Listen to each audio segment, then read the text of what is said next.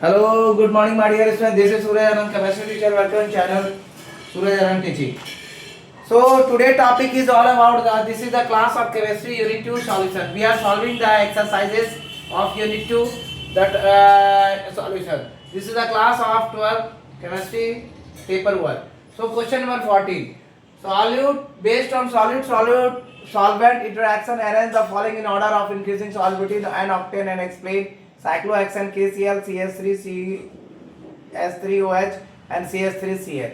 So there are the four compounds, there are the four solute solvent interaction, arrange the following according to the increasing solubility. Increasing solubility के आधार पर n-octane और इसको explain कीजिए cyclohexane KCl CH3COH और CH3N के आधार पर. तो सबसे पहले KCl आएगा सॉलिबिलिटी के आधार पे, सॉलिड सॉल्वेंट इंक्रीजिंग सॉल्वेंट के आधार पे CH3OH आएगा, फिर CH3CN आएगा, फिर साइक्लोहेक्सेन आएगा. ठीक है. Question number 25. इन सारे कंपाउंड्स को आइडेंटिफाई कीजिए कौन सा इनसॉल्युबल है, कौन सा पार्शियली सॉल्युबल है, कौन सा हाईली सॉल्युबल है. वाटर में सबसे पहला फिनॉल, दूसरा टॉलिन, तीसरा फॉर्मिक एसिड, चौथा इथाइल ग्लाइकोल, पांचवा क्लोरोफॉर्म, छठा पेंटानॉल. तो पार्शियली सॉल्युबल आपका है फिनॉल और पेंटानॉल. हाईली सॉल्युबल है फॉर्मिक एसिड और इथाइल ग्लाइकोल. इनसॉल्युबल है आपका टॉलिन और क्लोरोफॉर्म. ये था क्वेश्चन नंबर 24 और 25. हम लोग क्वेश्चन नंबर 26 को देखेंगे. क्वेश्चन नंबर 26 क्या कहता है, इसे हम लोग ध्यानपूर्वक देखेंगे. हम लोग एक्सरसाइजेस सॉल्व कर रहे हैं एनसीईआरटी क्वेश्चंस का, पेज नंबर 59, 60 एंड 61. तो हम लोग अभी शायद पेज नंबर 60 में है. ठीक है. तो एनसीईआरटी क्वेश्चन है, सिंपल सी बात है. एनसीईआरटी क्वेश्चन हम लोग सॉल्व कर रहे हैं. पेज नंबर 61 सॉल्व कर रहे हैं. हम लोगों ने 59 से शुरू किया है. Page number 59, page number 59 to page number 62. Page number 59 to page number 61. This is the exercises. This is the exercises of NCERT questions. NCERT questions. Page number 61. Page number 61. Question number 26. Let us understand the question number 26. So my dear students, let us clear about the question number 26.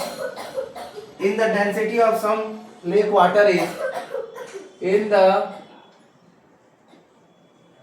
density of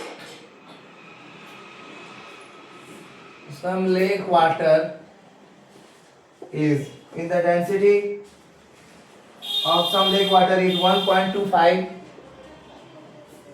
gram mole minus 1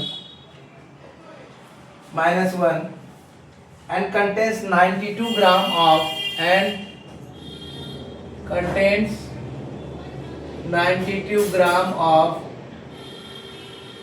plus 92 gram of Na plus ions per kg of ions per kilogram of water. Per kilogram of water. Calculate the molality of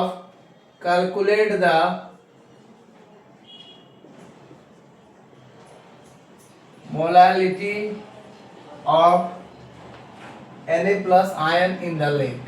Na plus ions in the lake. तो calculate करना है इसकी molality. Question number 26 हम लोग देखेंगे. Question number 26 क्या कर रहा है, इसका सॉल्यूशन मैं बनाने जा रहा हूँ. ठीक है. क्वेश्चन नंबर 26 का मैं सॉल्यूशन बनाने के लिए जा रहा हूँ. आप question number 26, mass of Na plus ions, mass of Na plus ions equal to 24 gram, equal to 92 gram मेरा दिया हुआ है. 92 ग्राम ऑलरेडी दिया हुआ है. तो मोल्स ऑफ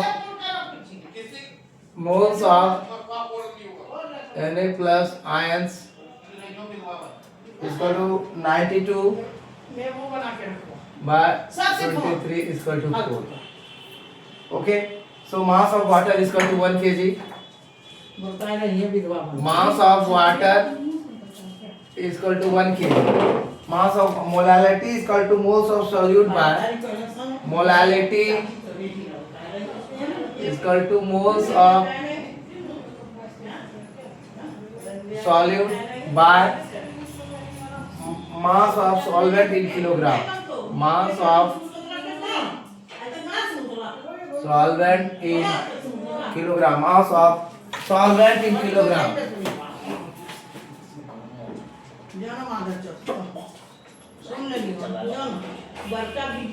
मादर चौक काटेंगे इस वीडियो को, समझे? ये गाली भी रिकॉर्ड होगा, सुनना। Mass of solvent in kg. Mass of solvent in kg is equal to 4 by 1 is equal to 4m.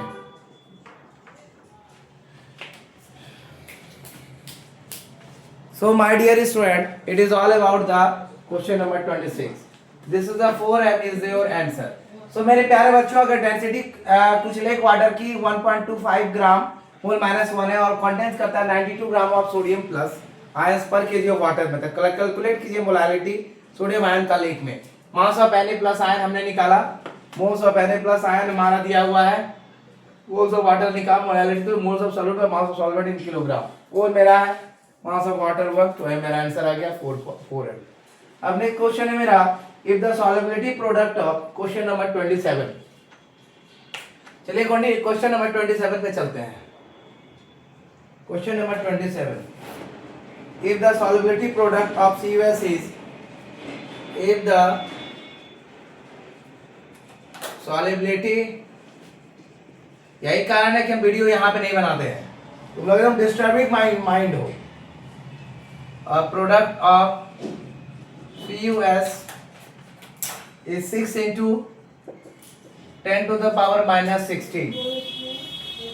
Calculate the maximum molarity of, calculate the, चुप रह ही नहीं सकती है, मैक्सिमम मोलारिटी ऑफ, अपने आप को दिखाती है बहुत टैलेंटेड है, बहुत गार्जियन है, CuS इन एक्वस सॉल्यूशन। तो प्यारे बच्चों, क्वेश्चंस क्या कर रहा है, ठीक है? क्वेश्चंस क्या कर रहा है? क्वेश्चंस हमारा पूछ रहा है कि अगर सॉल्युबिलिटी प्रोडक्ट की कॉपर सल्फाइड का CuS का 6 into 10 to the minus 16 है, तो कैलकुलेट कीजिए maximum molarity of CuS in aqueous solution. Aqueous solution में ये प्रेजेंट है, तो KSP, सुबह मानन तुमको भी चाहिए क्या vitamin? KSP of CuS, KSP of CuS is equal to 6 into 10 to the power minus 16. Okay. After that, if S is the solubility, if S is the, हम यही वीडियो अपलोड करेंगे, चालू होगा, तुम लोग सुनोगे, पूरा दुनिया सुनेगा। Then CuS, तो तुम लोग सुधरोगे नहीं, Cu2 plus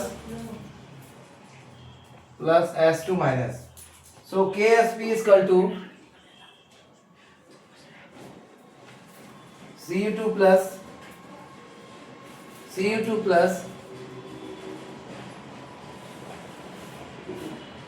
plus is equal to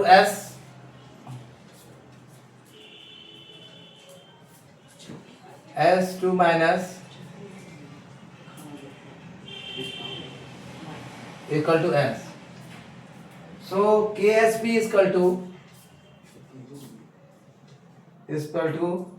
Cu2 plus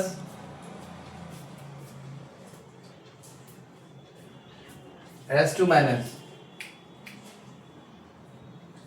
is equal to S into S square. Therefore solubility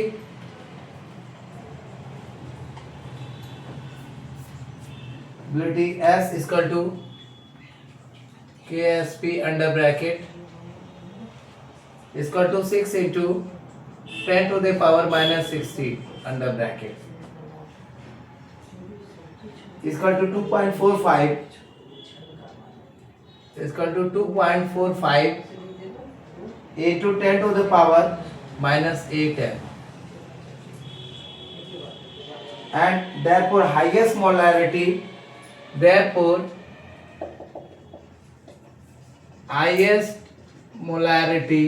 it is going to calculate the highest molarity equal to 2.45 into 10 to the power 8 m. 2.45 into 10 to the power 8 m. So this is your answer. So my dear students, let us understand these things in a very simple way. Let us make it clear. अगर solubility product की COS की 6 into 10 to the power minus 16 से calculate कीजिए maximum molarity of COS in aqueous solution. KSP of COS 6 into 10 to the power minus 16 है. As solubility है then COS reversible Cu3 plus Cu2 plus S2 minus. Cu2 plus is equal to S, S2 minus is equal to S. KSP Cu2 plus S2 minus 1, S2 minus S into S2 square. Solubility is equal to KSP is equal to 6 into 10 to the minus 16, 2.45 into 10 to the power minus 8 m. ये मेरा निकला calculation. तो highest molarity होगी 2.45 10 to the power 8 m. ये था मेरा question number 25, 26 and 24, 25, 26 and 27.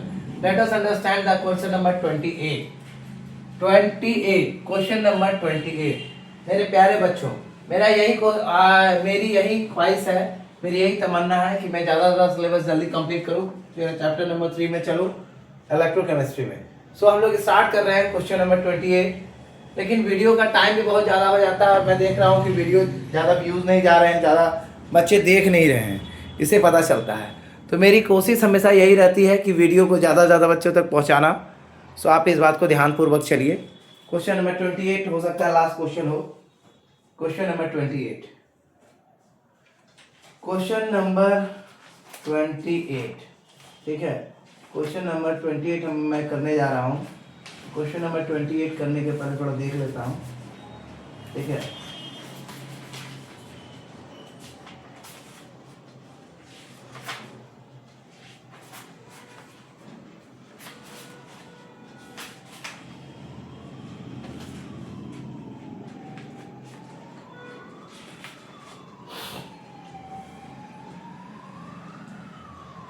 Question number 20. Calculate the percentage of. Calculate the. Question number 28. Calculate the percentage of. Calculate the percentage of mass percentage of aspirin. Mass percentage. Mass percentage of aspirin, aspirin, C3 C9H8O4, C9H8O4. तो aspirin का formula भी आपको पता चल गया. इन एसीटोनाइट्रिक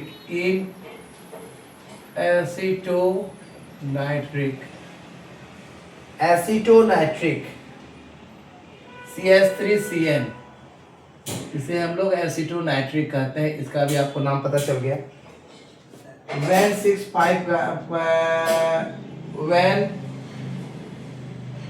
6.5 gram of C9H8O4 aspirin is dissolved in 450 gram of CH3CN. ये है आपका क्वेश्चन नंबर 28. चलिए इसका आंसर सॉल्व करते हैं. मास ऑफ एस्प्रिन, बहुत आसान आंसर है, बहुत इजी है. सबसे पहले इसका मास निकालेंगे. कैलकुलेट कर रहा है, ये कैलकुलेट करने के लिए कर रहा है मास परसेंटेज एस्प्रिन का एसीटोनाइट्रिक में. अगर 6.5 ग्राम ऑफ एस्प्रिन डिसॉल्व किया जा रहा है 450 ग्राम ऑफ एसीटोनाइट्रिक में, मास ऑफ एस्प्रिन निकालेंगे. मास ऑफ ASPIRIN जिसका फार्मूला है C9H8O4, ठीक है. इसका मास निकल गया 6.5 ग्राम मेरा दिया हुआ है, ठीक है. दूसरा कहता है mass of acetonitrile, mass of acetonitric CH3CN बराबर कितना दिया गया है 450 ग्राम. ये भी मेरा दिया हुआ है. आपका आता है total mass of solution. Total mass of solution मेरा कितना निकला, बराबर 450 प्लस 6.5 ग्राम, बराबर कितना हो गया 456.5 ग्राम। ये मेरा निकल गया। अब का आता है मास परसेंटेज ऑफ एस्प्रिन।